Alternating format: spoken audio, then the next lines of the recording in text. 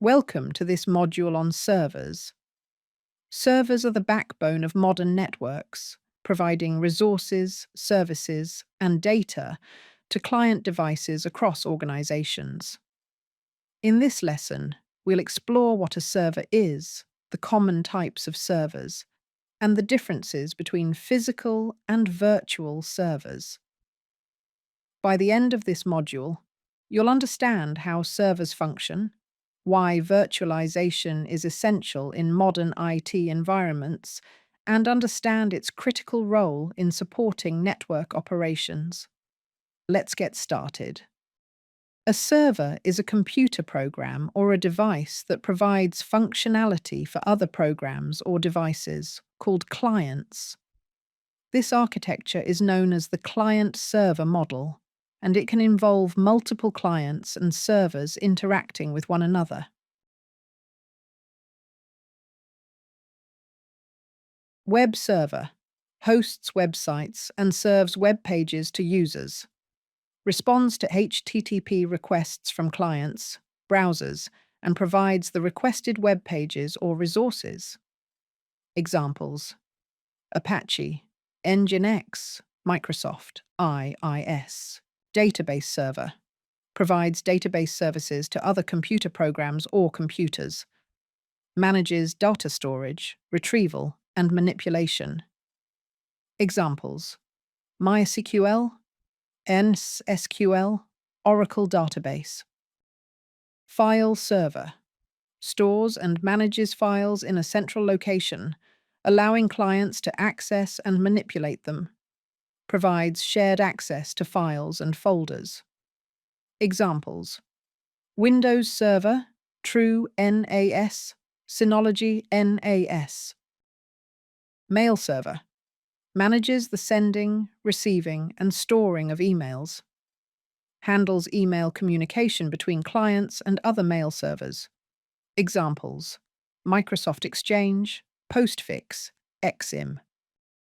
Application server hosts and runs application software, providing business logic to application programs through various protocols. Facilitates the operation of applications by providing an environment for them to run.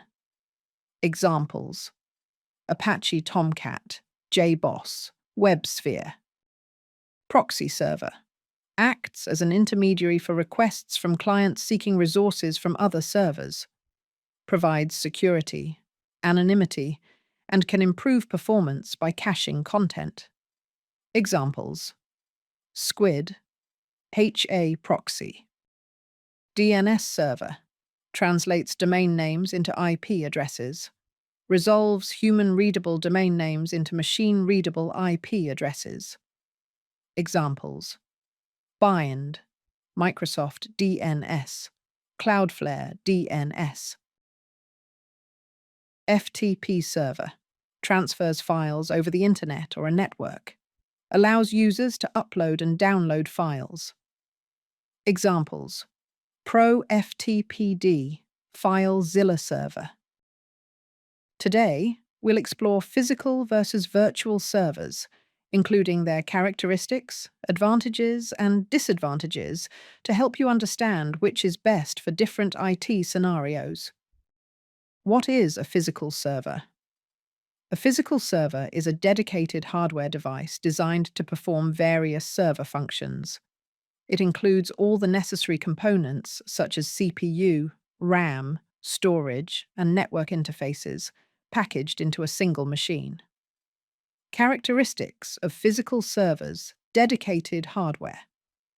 Each physical server has its own dedicated hardware resources. Performance often provides high performance due to dedicated resources. Maintenance requires regular maintenance, such as hardware upgrades and repairs. Cost higher initial investment due to the cost of hardware and setup. Advantages of physical servers: high performance. Since resources are not shared, physical servers offer predictable and high performance. Security: dedicated hardware can offer better security as there are no shared resources. Reliability: often more reliable due to fewer layers of complexity. Disadvantages of physical servers. Cost. Higher upfront costs for hardware and ongoing maintenance. Management.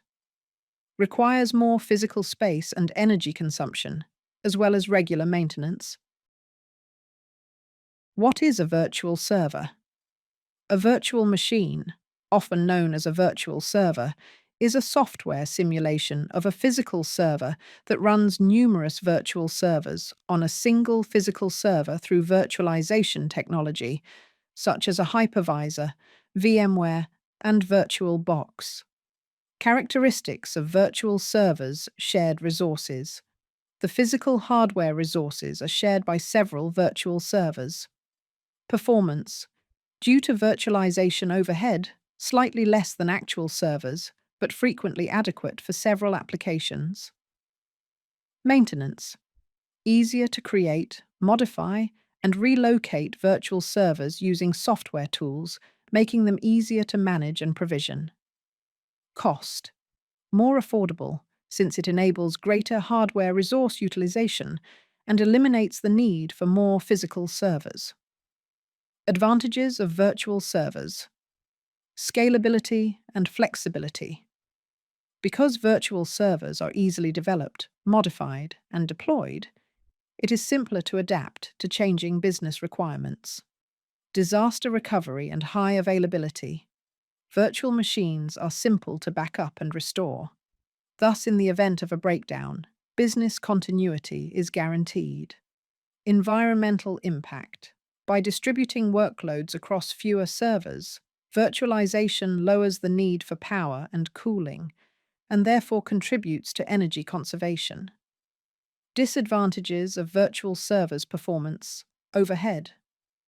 As multiple virtual machines, VMs, share physical resources, congestion may arise, which could lower performance as compared to dedicated physical servers. Complexity. Managing a virtualized environment can be more complex, requiring specialized knowledge and skills to handle the virtualization software, network configurations, and storage setups.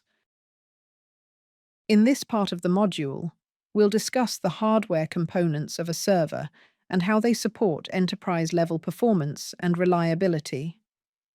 While servers and workstations share many common components, such as the CPU, memory, motherboard, and power supply, servers are equipped with specialized hardware designed for continuous operation and data protection. Hot swappable storage refers to storage devices that can be added or removed from a server or computer system without needing to power down the system. This capability is especially useful in enterprise environments where uptime and availability are critical. Hot swappable drives, hard disk drives, HDDs, and solid-state drives, SSDs, designed for hot swapping are installed in special drive bays that support this functionality.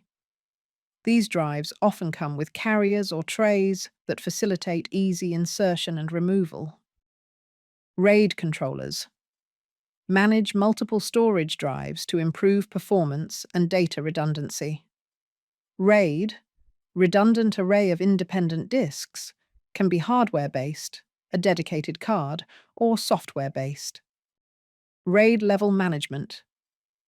RAID controllers manage different RAID levels, each offering a balance between performance, redundancy, and storage capacity. Common RAID levels include RAID 0, striping, no redundancy, improved performance. RAID 1, mirroring, redundancy, improved read performance. RAID 5, striping with parity, redundancy, efficient storage. RAID 6, striping with double parity, higher redundancy. The two commonly used RAID levels for redundancy and performance. RAID 1, mirroring. How it works. Identical copies of data are written to 2 or more disks. Minimum disks required, 2 disks. Fault tolerance can survive one disk failure. Storage efficiency, 50%. If you use 2 times 1 terabyte drives, you only get 1 terabyte usable storage. Performance, fast read speeds, write speeds are similar to a single drive, no speed boost. RAID 5, striping with parity. How it works: data and parity, error correction, are striped across 3 or more disks. Parity allows data recovery if one drive fails. Minimum disks required, 3 disks. Fault tolerance, can survive one disk failure. Storage efficiency, 3 times 1 terabyte drives equals 2 terabytes usable storage. Performance, good read speed, slower write speed due to parity calculation.